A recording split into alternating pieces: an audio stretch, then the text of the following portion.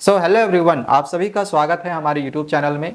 तो सबसे पहले अगर हम क्लास 10 साइंस की पेपर की बात करें तो ये तुम्हारा ओवरऑल बहुत आसान रहने वाला है। अगर तुमने एनसीईआरटी को सही से पढ़ा है तो बहुत ही अच्छा नंबर तुम्हारा आ जाएगा। अब पेपर आसान है इसका मतलब ये नहीं कि सारे ही क्वेश्चंस इजी रहेंगे। हाँ, कुछ क्वेश्चन तुम्हें ट्रिकी टाइप में लग सकता है।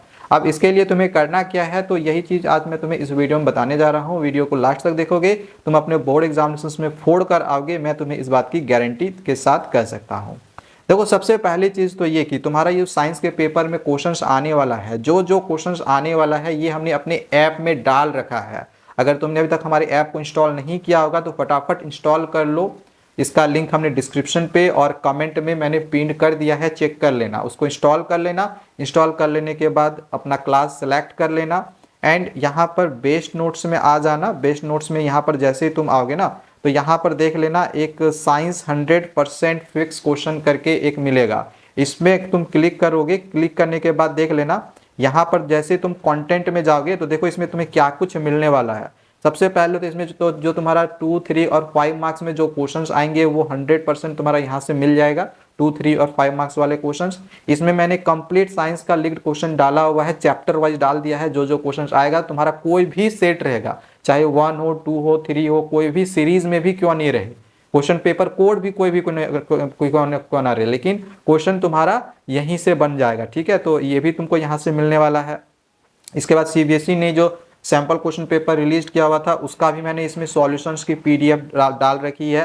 फिजिक्स का इसमें हमने न्यूमेरिकल्स करवा रखा है, सारे फॉर्मूला दे रखा है। एमसीक्यूज में जो क्वेश्चंस आएंगे फिजिक्स में वो हमने इसमें करवा रखा है। इसमें तुम्हारा ओरिजिनल पेपर सबसे इंपॉर्टेंट यही है, एक मैंने पूरी ओरिजिनल पेपर भी डाल रखी है जो तुम्हारे पेपर में आने के हाई चांसेस है। ठीक है, तो इसको भी तुम कर सकते हो एंड सैंपल भी देख सकते हो वो लेने।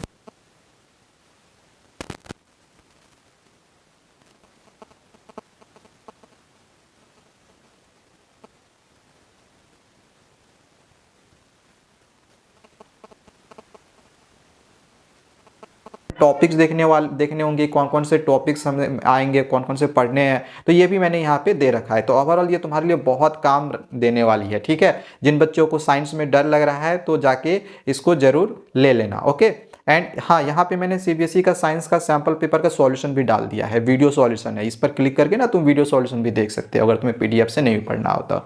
ठीक है, तो ये बहुत ही इंपॉर्टेंट है तुम्हारे लिए। पहली चीज़ तो ये हो गई। दूसरी चीज़ मैं तुम्हें बताना चाहूँगा, जिन बच्चों को डर लग रहा है कि मेरे साइंस में अच्छे नंबर आएंगे या नहीं आएंगे। अब मान के चलो जो भी बच्चे ये नहीं ले पाएंगे तो उनके लिए क्या है, जो बच्चे ये ले लेंगे तो उनका तो काम ऐसे ही बहुत ही आसान हो गया। एंड जो भी बच्चे नहीं ले पा रहे हैं, ठीक है, तो उनके लिए आगे क्या है मैं तुम्हें वो समझा दे रहा हूँ।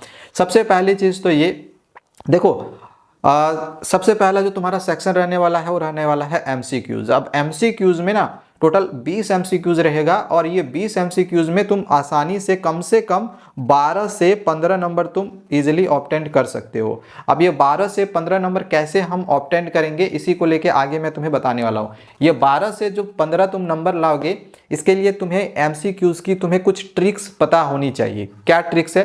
देखो, सबसे पहली चीज़ तो ये, कभी भी अगर कोई भी एमसीक्यू का आंसर तुम्हें नहीं आएगा, कोई भी एमसीक्यू का आंसर नहीं आएगा तो अपना एमसीक्यू में बी या सी ये दोनों में से कोई एक टिक करके आना। तुम्हारा 90% चांस रहेगा जो ऑप्शन बी रहेगा वही सही रहेगा। ये बिल्कुल साइंटिफिक मेथड है जो कि अभी मैं तुम्हारे साथ शेयर कर रहा हूँ। तुम चेक कर लेना, आके क्वेश्चन पेपर मिला लेना, मैं जो कह रहा हूँ यही तुम्हारा सही होने वाला है। मोस्ट ऑफ द क्वेश्चंस में जो तुम्हारा आंसर बनने वाला है वो बी ही बनेगा। बी बनेगा या तो सी बनेगा, ए और डी आंसर में कभी तुम्हारा नहीं होगा। ठीक है, तो पहली चीज़, पहला पॉइंट एमसीक्यू के लिए। दूसरा पॉइंट एमसीक्यू के लिए याद रख लेना कि कभी भी अगर ऑप्शन में नन ऑफ दीज रहे तो वो ऑप्शन कभी भी नहीं होगा। ठीक है, ये याद रखना। अगर ऑप्शन में ऑल ऑफ दीज रहे, अगर ऑप्शन में ऑल ऑफ दीज रहे तो सारे क्वेश्चन मतलब जो उसका आंसर होगा उस क्वेश्चन के वो ऑल ऑफ दीज ही होगा। ये 99% चांस है तुम्हारा all of these he answer में बनेगा। ठीक है, ये हो गया असर्शन रीजन। जिनको असर्शन रीजन बिल्कुल ही समझ में नहीं आ रहा है तो असर्शन रीजन में तुम ये कर सकते हो कि जितना भी तुम्हारा असर्शन रीजन का क्वेश्चन बनता है ना उसमें 90% फिर वही चांस रहता है कि तुम्हारा ऑप्शन या तो ए रहेगा या तो ऑप्शन सी रहेगा। तो याद रख लेना कि अगर तुम्हें बिल्कुल भी समझ में नहीं आ रहा है तो या तो ऑप्शन ए करना या तो ऑप्शन सी करना। बी और जो डी होता है ये बहुत लेस चांस होता है कि ये किसी में तुम्हारा सही हो, ठीक है। खास करके डी वाला तो कब भाई कतई मतलब टिक मत करना। डी वाला तभी टिक करना जब पता चल जाएगा भाई असर्शन ही गलत दिया हुआ है, तभी डी टिक करना, जबकि ऐसा होता नहीं है। डी हमेशा मतलब इन केस बहुत रियली ऐसा होता है कि असर्शन मेरा जो है गलत दिया हुआ हो। एंड जैसे मैंने कहा मोस्ट ऑफ द केस में जो आंसर होता है ना वो ऑप्शन ए ही होता है या तो सी होता है। ज़्यादातर तो ए ही हमें देखने को मिलता है या, ठीक है। तो ए और सी में से अपना सोच समझ के जो भी टिक होगा कर लेना, और बाकी असर्शन रीजन के अलावे जितने क्वेश्चन होंगे उसमें या तो बी करना है या तो सी करना है, ए और डी नहीं करनी है। समझ में आ गया? तो ये MCQs के लिए कुछ ट्रिक्स था जो कि मैंने बताया हुआ है। ये अगर तुम कर लोगे तो मैं तुम्हें गारंटी दे रहा हूं कि तुम 12 से 15 नंबर ले आओगे। अगर तुमने अभी तक साइंस कुछ भी नहीं जानते होगे ना, कुछ भी नहीं जानोगे, फिर भी तुम 12 से 15 नंबर आसानी से ला कर ले जा सकते हो, ठीक है। पहला चीज हो गया MCQ के लिए मैंने ट्रिक बता दिया क्या करना है कैसे करना है। दूसरा चीज मैं तुम्हें बताना चाह रहा हूँ शॉर्ट क्वेश्चन आंसर टाइप के लिए।